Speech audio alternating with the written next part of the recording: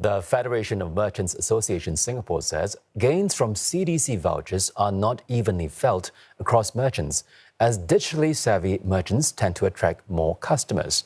At the same time, shifting spending habits have seen some Singaporeans trying to profit off their vouchers by flipping them for cash. Now, heartland enterprises are finding new ways to keep customers coming back.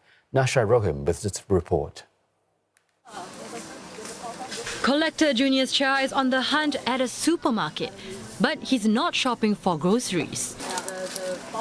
His eyes are set on these trading cards, which can be paid for by CDC vouchers.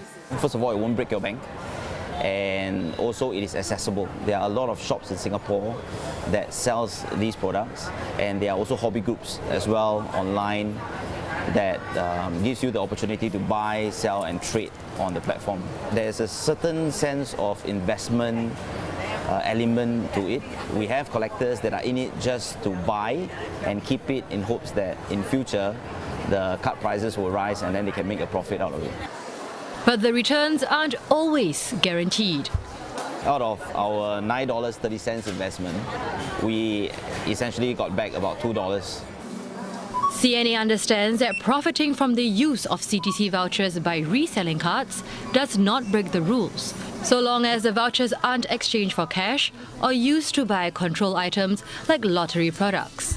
One analyst says spending on non-essentials using CDC vouchers doesn't necessarily mean an abuse of the system, but reflects a wider shift in consumer spending habits. So the CDC vouchers were initially introduced to help Singaporeans manage the cost of living, right?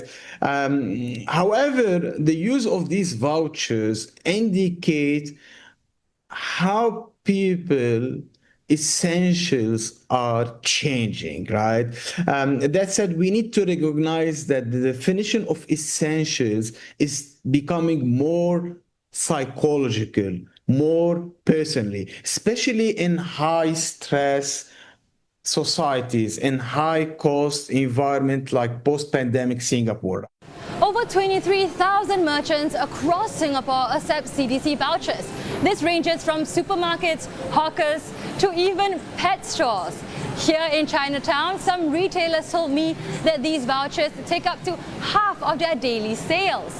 They also say that for elderly customers, it's not just about having that extra cash to afford day-to-day needs, but it's also to afford better quality products for a higher quality of life. But not every business is benefiting equally.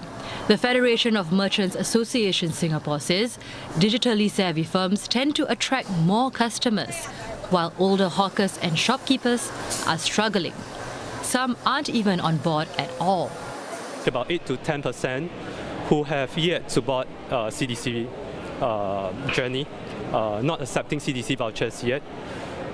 Those are more on retirement mode, so they don't like changes, and they're comfortable with their lives, and they like physical cash over digital money.